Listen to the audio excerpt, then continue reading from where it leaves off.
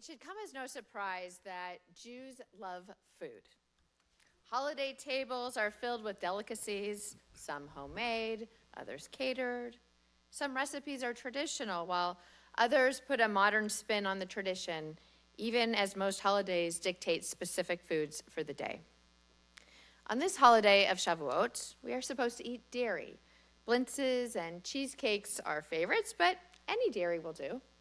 Consider how we eat matzah on Pesach, latkes on Hanukkah. I remember being with a friend once as she was planning for Rosh Hashanah. She was so worried about hosting dinner for 20 people. I really didn't understand it at the time. I had to stand up and speak in front of 5,000. Dinner for 20 seemed like a breeze until I had to host. Truth is, food is very much a part of our Jewish practice, and many of us put our hearts and souls into preparing our food because it's not just about filling our stomachs, but feeding our souls and recognizing that every recipe comes with a story. Foods are nostalgic, reminding us of people and moments. I remember how my mom and I used to make thumbprint cookies together. Now and again, I see them on the oneg table, usually filled with strawberry jam, but my mom always filled them with multicolored frosting instead. A little twist on the recipe that she did with her mom. When recipes are passed down from generation to generation, they become imbued with meaning. I simply can't imagine making gefilte fish from a cookbook or a YouTube video. It's something that if you are lucky, you learn from your grandmother or your mother or a friend's grandmother or mother, or else you just buy Mrs. Manishevitz's variety, which, by the way, is what I do. My friend Maya shared her grandmother's recipe box with me.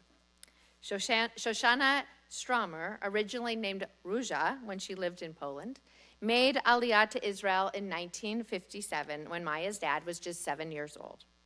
This is her box, and the recipes date back to Maya's great-grandmother. Even the box feels nostalgic to me. And these recipe cards, most of them handwritten in Polish and Hebrew, have a history. So this one is for strudel.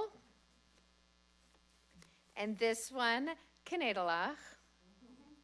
There's also a pierogi recipe in here that Maya now makes with her own children.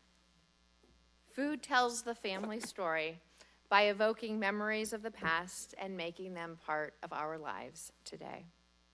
And Maya made a special request of all of you, asking that if anyone here can help her translate the Polish, she would be forever grateful. While I prefer making traditional family recipes because I'm especially moved by the connection between generations, I've actually found some wonderful ones on the internet that have become part of our family's tradition and our story as well. In particular, I look for Moroccan and Middle Eastern dishes to make because I love the food and because I like to bring a taste of home to my mother-in-law who grew up in Casablanca. It's a real treat for me to watch her face light up as she tastes the first bite, remembering her childhood. So I'd like to ask you to think of one of your favorite dishes, perhaps from your own childhood. Can you conjure up the ingredients?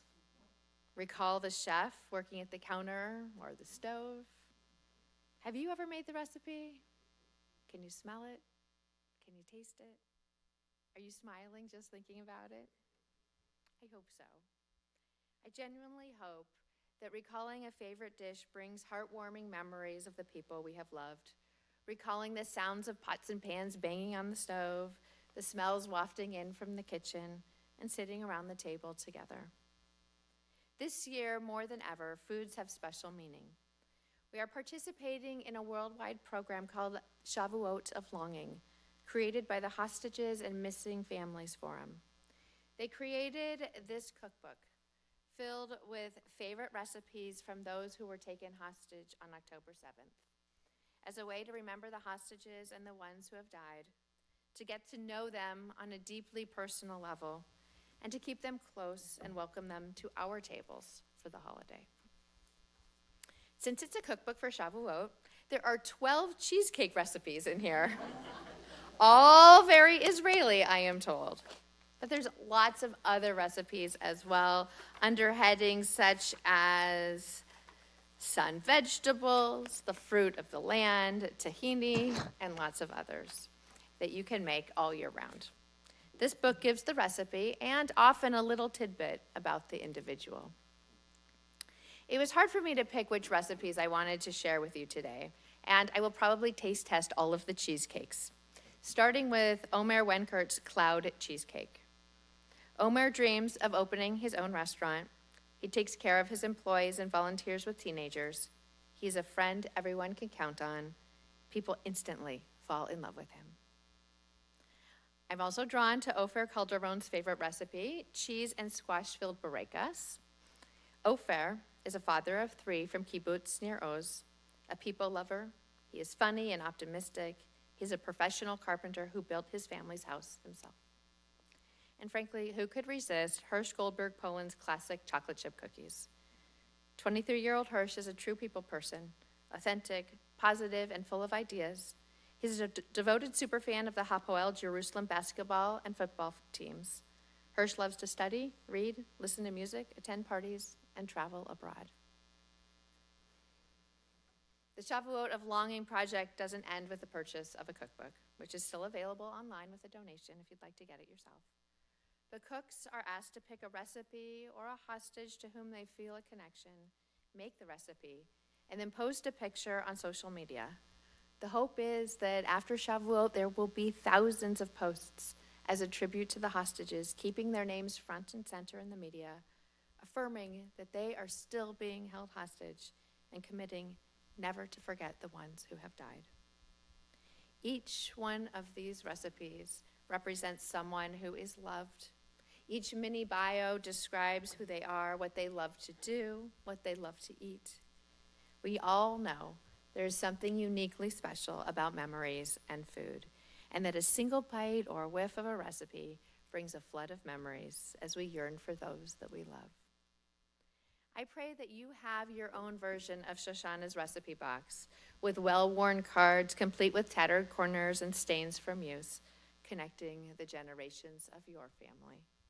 And if by chance you're looking for more family recipes, the women of Temple Israel have donated a copy of their cookbook entitled The Fruit of Their Hands to each one of us today. You can even take 2 if you like. It is a connection of favorites passed down from generation to generation, and now they are yours. So enjoy the flavors of our tradition, if only in your mind's eye. And as you do, close your eyes and simply remember as we turn now to our silent Yizkor.